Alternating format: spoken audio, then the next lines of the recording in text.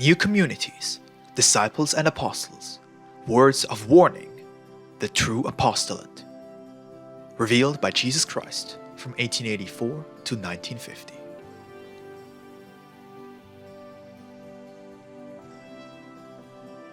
Words of warning to those who hear of the spiritualist work. I wish that when my communication has concluded, you have a well-defined idea of that which is in this doctrine, so that you may duly fulfill it. For up to this moment, the true spiritualists have not arisen among the multitudes that have heard my word. Until now, it has not been spiritualism that you have practiced, but rather a version of my work as you have conceived of it, but which is very far from true spirituality.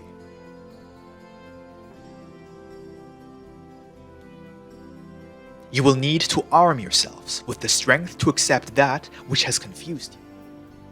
You must rise to amend your practices, seeking with a will that among you the truth and purity of my doctrine shine forth.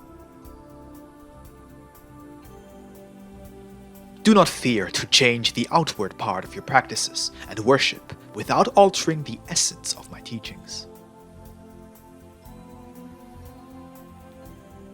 Make use of the time that you still have to hear my teaching, so that it may fill you with light and grace, so that you may advance firmly towards spirituality, an advance that you have not made because of having continued within a cult of materialism and error.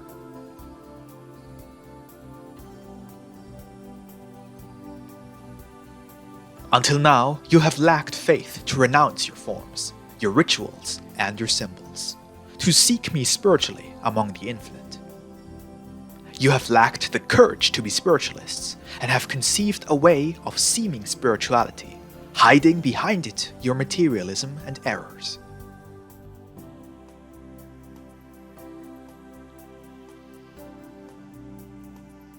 I do not wish you to be hypocrites, but sincere lovers of the truth. It is therefore that I speak with great clarity, so that you may cleanse your lives and show the world the truth that is in this work. Do you say you are spiritualists? Then be so, in truth. Do not speak of my doctrine while you do all that is contrary to it, for with your acts you will only confuse humanity. Above all, know that which is my work, what my law means, what your calling is, and how you must carry it out, so that if you do not have a guide worthy of marking your steps, you may be guided by conscience and by the knowledge of my doctrine that you have acquired. Thus, you cannot blame another for any misstep or error.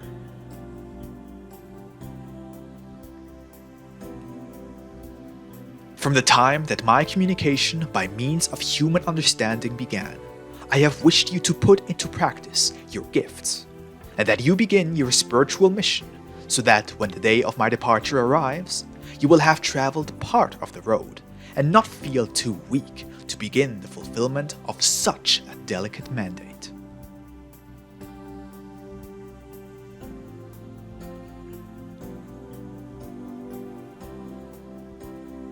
Some have known how to interpret the divine idea and have made efforts to bring it to fulfillment.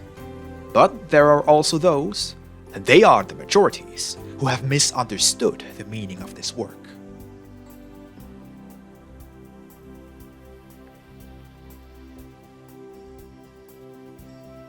These are the errors that I come to bring to the attention of this people, for I do not wish those who have been so long instructed to be mocked by humanity.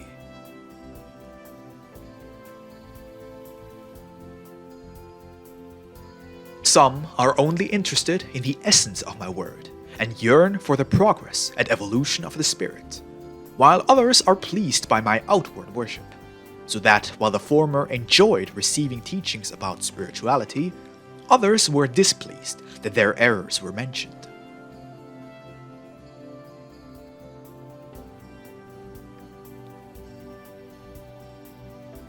Only I know who will have to answer to me for all that which should have been known through my spokesman, but has been withheld.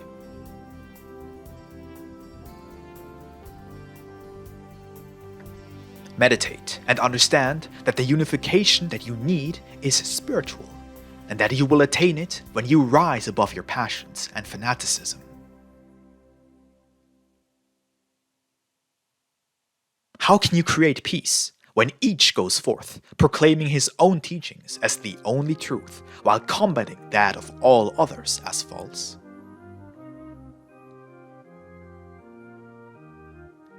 Fanaticism is darkness, blindness, and ignorance, and its fruits can never be those of the light. Truly, I tell you, that if you do not unite, as is my will, humanity will disperse you, and will thrust you from their breast, if it is seen that your lives are distant from that which you preach.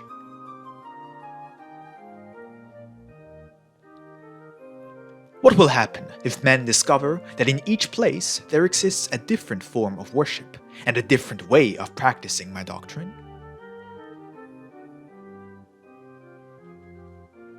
I entrust to you the 3 last years of my communication, so that you may work for the union of this people, a unification that includes that which is spiritual as well as the outward, so that your labor, full of harmony and equality, may be the greatest proof that all of you, in various places and different lands, have been taught by one single master, God.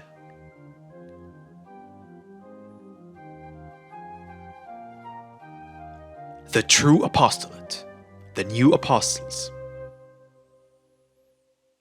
Do not attempt to put limits on this work, which is universal and infinite, nor must you put limits on your own spiritual development.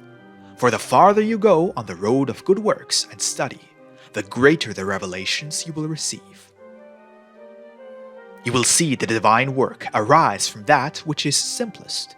You will see it manifested in all that has been created, and you will feel it throb within your being.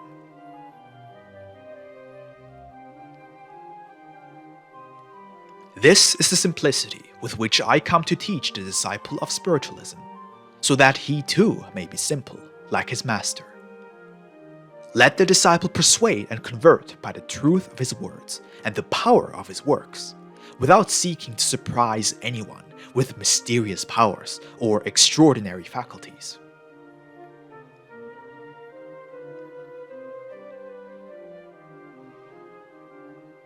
The true disciple will be great because of his simplicity.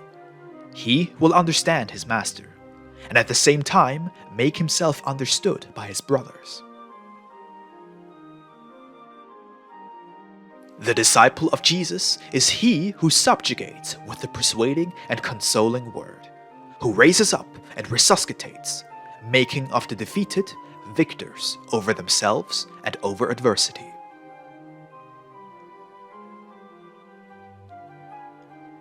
The apostle of Christ cannot shelter selfishness in his heart, thinking only of his own suffering and worries, but neglects his own to concern himself with his brothers, with absolute confidence that nothing is neglected.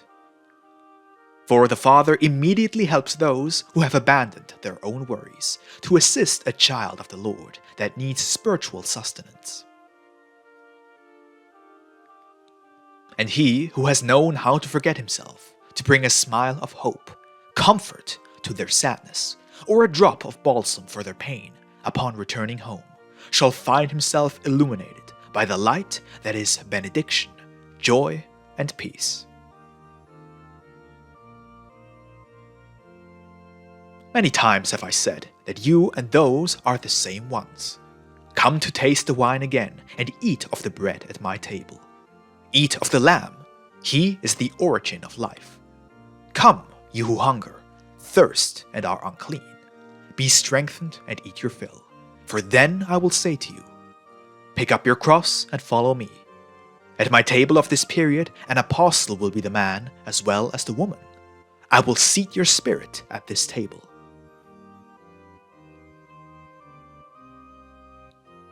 It has been the women who, during this period, have raised the spiritual banner before the multitudes.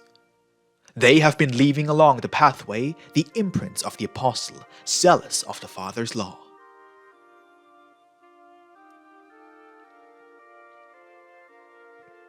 In my new apostleship, the woman shall be alongside man, and there will be no age barrier in order to serve me.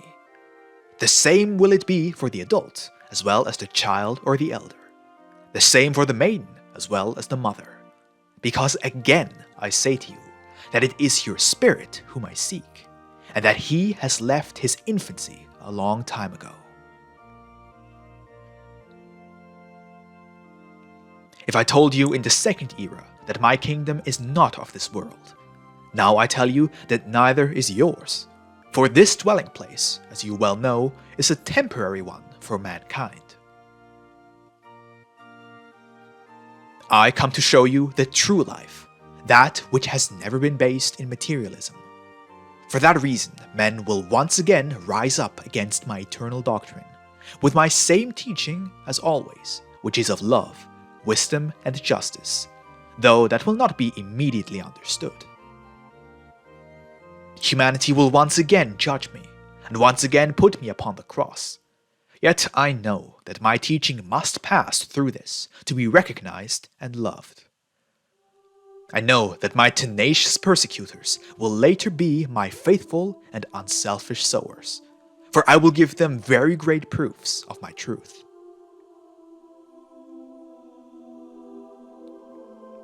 That Nicodemus of the second era, a prince among the priests, who sought out Jesus to converse with him about wise and profound teachings, shall arise again in his time, to serenely analyze my work and convert himself to it.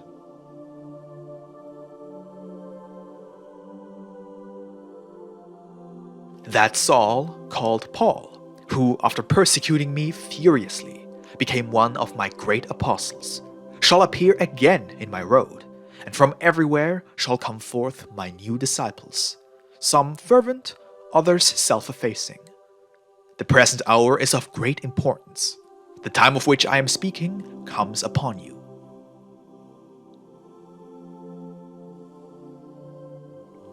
The multitudes need those who know how to be strong during ordeals, those who are accustomed to the great battles of the world and of the Spirit.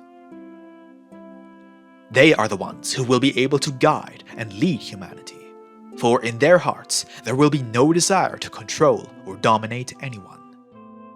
There will be no selfishness in their hearts, for when they elevate themselves to communicate with the Lord, they will feel His charity and love, so that they might offer that same charity to their brothers.